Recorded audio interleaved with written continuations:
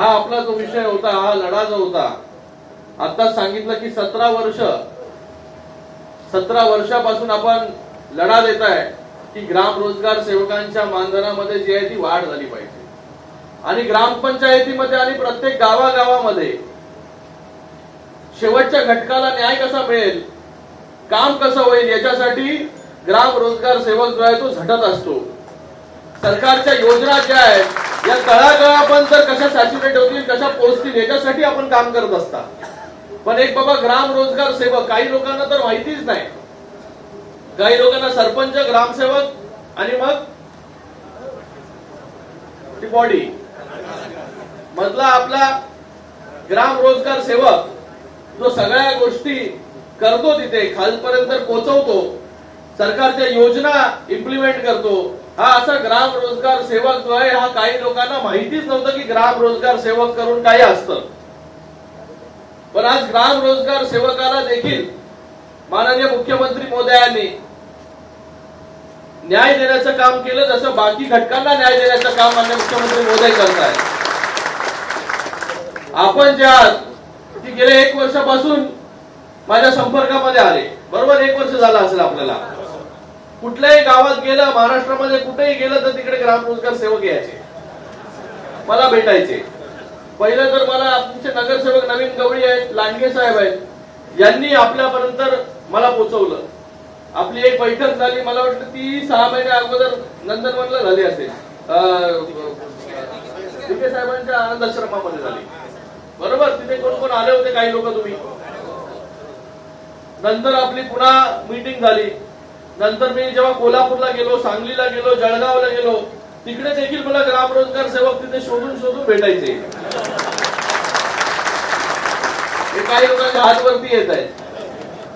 तर ग्राम रोजगार सेवक तिथे येऊन मला भेटायचे आणि बोलायचे की आम्हाला पूर्ण विश्वास आहे शिंदे साहेबांवरती की आम्हाला जो आहे तो न्याय जर कुठला व्यक्ती देऊ शकतो तर हे शिंदे साहेब देऊ शकतात.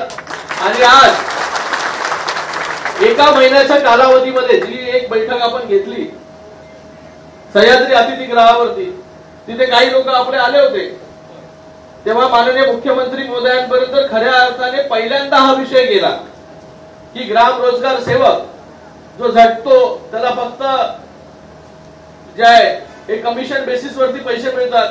छोटी मोठी ग्रामपंचायत असेल तर ठीक आहे, जास्त कामं येतात, जास्त कामं तिथे होतात. पण छोटी ग्रामपंचायत जर असेल तर तिथे 1000-2000 रुपये असेच ग्राम रोजगार सेवक कमवतात. ही वस्तुस्थिती जी आहे ती आपण मुख्यमंत्री महोदयांपर्यंत पोहोचवू. आणि मुख्यमंत्री महोदय जे आहेत हे आपल्यामधून आलेलाच एक चेहरा आहे, आपल्यामधून आलेलाच एक व्यक्तिमत्व आहे जे आज या राज्याचा मुख्यमंत्री झाला. आपलं दुःख काय आहे, आपलं दुःख काय आहे हे माननीय मुख्यमंत्री महोदयांना कळत असतात. कारण की त्या परिस्थितीमधून, त्या हलाखीच्या परिस्थितीमधून माननीय मुख्यमंत्री महोदय, तुम्हाला तर सगळ्यांना माहिती आहे मुख्यमंत्री महोदयांची सुरुवात रिक्षा चालवून झाली. कुठल्या कंपनीमध्ये सुपरवायझर म्हणून काम पण केलं त्यांनी. आणि अशा तळागाळातून व्यक्ती जेव्हा या राज्याचा कारभार सांभाळतो तेव्हा सामान्य जनतेचं, तळागाळात राहणाऱ्या वंचित लोकांचं काय हालापेष्ट असतात हे त्याला लवकर कळतं, कारण की त्यांनी ते भोगलेलं असतं. आणि आज या राज्याच्या मुख्यमंत्र्यांनी आपल्याला 1च महिन्यामध्ये बैठक झाली सह्याद्री अतिथीगृहावरती आणि 1 महिन्यामध्ये त्याचा निकाल लावला. आणि काल GR जो आला की प्रत्येक ग्रामसेवकाला आता 8000 रुपये आणि त्याच्यावरती 2% मानधन, म्हणजे तुमच्या सगळ्यांची अपेक्षा जी होती 8000 रुपये, आज सगळ्यांना 10,000, 11,000पेक्षा जास्त पैसे जे आहेत ते मिळणार. पण याचा अर्थ असा नाही की आपल्याला तर फिक्स्ड मिळतात पैसे, पगार मिळत आहेत, तर खाली ग्राम पंचायतीमध्ये जे आता काम केलं नाही केलं. अरे तुम्ही सगळे खूप महत्वाचं योगदान देता. सरकार बघा वेगवेगळ्या योजना आणतं. लाडकी बहीण योजना आणली, लेक लाडकी योजना आणली, युवा कार्य प्रशिक्षण योजना आणली, मनरेगाच्या स्कीम्स आहेत. ह्या सगळ्या गोष्टी कोण पोहोचवणार? हे आपणच पोहोचवणार. तर आता आपल्याला फिक्स्ड मानधन मिळालंय.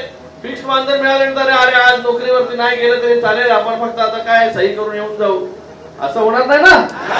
पक्का? नाहीतर आम्हाला सगळे लोक गावातले बोलतील अरे एका ग्राम रोजगार सेवकासाठी तुम्ही सगळी कामं बंद पाडून टाकली गावातली, नाही ना? एवढा विश्वास आम्ही घेऊ. बघा आता आपल्याला एक सिक्युरिटी मिळाली की बाबा आता आमच्या परिवाराला जे आहे 10,000पेक्षा जास्त तुम्हाला पैसे मिळणार आहेत प्रत्येक महिन्याला. तर आता अजून कसं त्याच्यामध्ये, आणि म्हणून त्याच्यावरती इन्सेंटिव्ह देखील ठेवलंय आम्ही 2% की जेवढं जास्त काम कराल तेवढं जास्त, म्हणजे 10,000चे 20,000 देखील होऊ शकतात. बरोबर आहे ना, हे आपल्यावरती आहे. तर मला वाटतं हा पहिल्यांदा ऐतिहासिक निर्णय झालेला आहे महाराष्ट्रामध्ये ग्राम रोजगार योजनेचा. आपल्याला मला एवढं सांगायचंय की माननीय मुख्यमंत्री महोदय गेले 2 वर्ष काम करत आहेत. वेगवेगळ्या घटकांसाठी त्यांनी काम केलं. वेगवेगळ्या घटकांना न्याय कसा मिळेल, आशा वर्कर्स असतील, अंगणवाडी सेविका असतील, त्यांचं मानधन वाढवलं. आपलं आता मानधन वाढवलं. लाडकी बहीण योजना, आज महिला इथे बसलेल्या आहेत. लाडकी बहीण योजनेमध्ये काही लाभार्थी आपल्याला आपण करून घेतले असतील आपापल्या गावांमध्ये. त्यांच्या चेहऱ्यावरचा आनंद, त्यांच्या परिवाराला जे सक्षम करण्याचं काम माननीय मुख्यमंत्री महोदयांनी केलं, आपल्या सरकारने केलं. मला वाटतं याच्या अगोदर तरी झालं नाही. काही लोकांनी सांगितलं की 1500 रुपयामध्ये काय होणार आहे, पण मला त्यांना सांगायचं आहे की 1500 रुपयामध्ये तुमचं काय होणार नाही, पण त्या बहिणीचं जे आहे, त्या कुटुंबाचं, त्या कुटुंबामधील त्या मुलाचं जे आहे, तो मुलगा शाळेत जातो, त्याची फीस जी आहे ती 1500 रुपयामध्ये भरू शकतो. लाईट बिल जे आहे ते 1500 रुपयामध्ये भरू शकतो. आपल्याला कोण आजारी घरामध्ये पडलं तर कोणाकडे हात पसरायला लागणार नाही, ते 1500 रुपयामध्ये करू शकतो. आणि एका महिलेला जर सक्षम केलं तर ती महिला पूर्ण परिवाराचा गाडा जो आहे हा हाकण्याची ताकद ठेवते. त्या महिलेला ताकद देण्याचं काम जे आहे हे आमच्या सरकारने केलेलं आहे. माननीय मुख्यमंत्री, उपमुख्यमंत्री महोदय यांनी केलेलं आहे. आज वेगवेगळ्या स्टोरीज आमच्याकडे येतात की कशा प्रकारे 1500 रुपयामध्ये लोकांनी 10,000 रुपये कमवले. एक तर व्यक्ती वर्षावरती आली होती की बाबा तिला 1500 रुपये मिळाले, 3,000 रुपये पहिले मिळाले. काल देखील लोकांच्या अकाउंटमध्ये पैसे आले. त्या 3,000 रुपयामध्ये 1500 रुपये घेतले. 1500 रुपयामध्ये ते घुंगरू आणले आणि गणपतीमध्ये ते घुंगरू विकले वेगवेगळ्या ठिकाणी. त्या 1500 रुपयाचे 10,500 रुपये झाले. म्हणजे किती टक्के नफा झाला? 600-700% नफा झाला. म्हणजे हे 1500 रुपयाचे आहेत. हे गरीबाला जर विचारलं ना जाऊन की 1500 रुपयाचं काय महत्व आहे, महिलेला जाऊन विचारलं, ज्या महिलेला कधी जाता आपल्या नवऱ्याकडे जे आहे ते पैसे मागायला हात पसरायला लागणार नाही. तुमची जी मोनोपोली होती ती मोनोपोली तोडायचं काम सरकारने केलं. महिलांनी टाळ्या वाजवल्या. आनंद बघा चेहऱ्यावर. म्हणून आता ते खुर्चीवरती तुम्ही खाली आहे. नावापुढे, वडिलांच्या नावापुढे आईचं नाव लावण्याचा निर्णय देखील आपल्या सरकारने. महिलांना एसटी मध्ये 50% मोफत प्रवास हा देखील आपल्या सरकारने केला. लेक लाडकी योजना म्हणजे मुलगी जन्माला आल्या आल्या तिच्या अकाउंट मध्ये 5,000 रुपये टाकण्याचा निर्णय देखील आपल्या सरकारने केला की 18 वर्षाची होईपर्यंत 1,00,000 रुपये. म्हणजे तिचं शिक्षण कुठे अर्धवट राहता कामा नये. हे सगळं जे आहे हे महिलांना केंद्रस्थानी ठेवून महिलांना सक्षम करण्याचे निर्णय वेगवेगळे घेतले. आता आपली जबाबदारी आहे. आता आपण प्रत्येक गावामध्ये एक आहे. आता त्या गावामध्ये माननीय मुख्यमंत्री महोदयांनी काम कसं काय केलंय गेल्या 2-2.5 वर्षामध्ये हे पोहोचवायचंय. प्रत्येक घराघरामध्ये पोहोचवणार की नाही तुम्ही? पोहोचवणार ना? तर एवढी मोठी ताकद आहे. आणि प्रत्येकाने बघा, माननीय मुख्यमंत्री महोदय 18 तास काम करतात. 18 तास कोण काम करतं? कधी मुख्यमंत्री पाहिलाय का भिंगरी लावून एकाच दिवशी? आज इकडे संभाजीनगरला आहे, मग सांगलीला आहे, मग कोल्हापूरला आहे, मग साताऱ्याला आहे. कधी पाहिलं होतं? आणि एवढे पटापट निर्णय घेण्याची तरी ताकद होती का कोणाकडे? आज तुमचा निर्णय एका महिन्यात घेतला. आणि अगोदरचे आमचे 2.5 वर्षाचे मुख्यमंत्री होते ते एकदम त्यांनी तर वर्ल्ड रेकॉर्ड केला. ते सांगायला नको इकडे.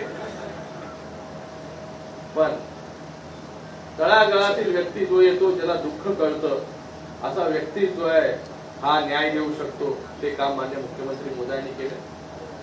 येणाऱ्या काळामध्ये जी कामं आम्ही चांगली केली, इन्फ्रास्ट्रक्चर, रस्ते बांधले, गावामध्ये मोठे मोठे समृद्धी महामार्ग सारखा मोठा हायवे केला, मनरेगा मधून गाव पातळीवरचे रस्ते, शेतपांधन रस्ते, शेतावरचे रस्ते कधी झाले होते? लोक शेतकरी चिखलामधूनच जायचा, पण आता आपण पांधन रस्ते केले, सगळ्यात जास्त निधी आणला. जलजीवन मिशनच्या अंतर्गत स्वातंत्र्यानंतर जिकडे पाणी पोहोचलं नव्हतं तिकडे पाणी देखील पोहोचवण्याचं काम जलजीवन मिशनच्या अंतर्गत आपण केलं. तर एवढी सगळ्या योजना आपण आणल्या, एवढे सगळं काम आपण करतोय चांगलं. आज आपला देखील निर्णय झालेला आहे. आपल्याकडून एवढीच अपेक्षा आहे की आपण सगळ्यांनी आपलं काम करत असताना आपल्या सरकारने काय काय निर्णय घेतलेले आहेत, सरकारने काय काय चांगली कामं केलेली आहेत, ही चांगली कामं आपण लोकांपर्यंत पोहोचवा. ती आता आपण पोहोचवाल मला 100% विश्वास आहे आणि खात्री आहे. कारण की आपला हा प्रश्न गेले अनेक वर्ष, आमचा संदीप माने पण इकडे उपस्थित आहे, तो देखील सगळ्या कॉन्टॅक्ट मध्ये. मी त्याला विचारणार आहे बाबा उद्या किती लोक येणार, तर बोलतोय जेवढे तुला एवढी इकडे जागा नाही बोलतो. म्हणजे काल रात्री तुम्ही लोकांनी ठरवलं इथे येण्याचं आणि आज सकाळी एवढे पहाटे हजारोच्या संख्येने आपण गाव. मी तर त्याला सांगितलं अरे मला उद्या जायचं, मला उद्या वेळ नाही. साहेब निघाले बोलतात सगळे, मला फोटो पाठवले बस मधून ट्रेन मधून बसलेले. आपला प्रश्न एवढा महत्वाचा होता. तर अजून येत आहेत, त्यांना माझा निरोप द्या, संध्याकाळी आल्यानंतर भेटू त्यांना.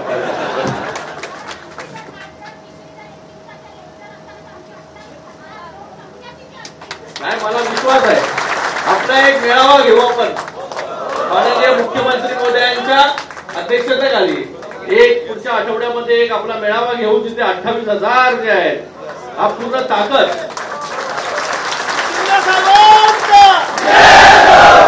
तर मी आपल्या सगळ्यांचं खूप खूप अभिनंदन करतो. माननीय मुख्यमंत्र्यांचं खूप खूप धन्यवाद देतो की एक संवेदनशील निर्णय जो आहे माननीय मुख्यमंत्री महोदयांनी घेतला. त्यांचं आपल्याला खूप खूप शुभेच्छा आहेत की आपण चांगलं काम आपल्या प्रत्येक ग्रामपंचायतीमध्ये अजून चांगल्या रीतीने कराल, जेणेकरून एक आदर्श होईल की एक व्यक्ती ज्याची नोंद कधी कोण घेत नव्हतं, तो आहे नाही त्याचा विचार कोण करत नव्हतं, त्याची नोंद सरकारने घेतली, त्याला सक्षम करण्याचं काम केलं. आणि आता तोच व्यक्ती अजून सक्षमरित्या प्रत्येक ग्रामपंचायतीमध्ये चांगल्या स्कीम कशा पोहोचवेल, चांगली कामं कशी पोहोचवेल याचा आदर्श जो आहे तो येणाऱ्या काळामध्ये आपल्याला घडवून द्यायचं. एवढंच आपल्या सगळ्यांना सांगतो. आपण एवढ्या मोठ्या संख्येमध्ये इथे उपस्थित राहिलात त्याबद्दल आपल्या सगळ्यांचे खूप खूप धन्यवाद. जय हिंद, जय महाराष्ट्र.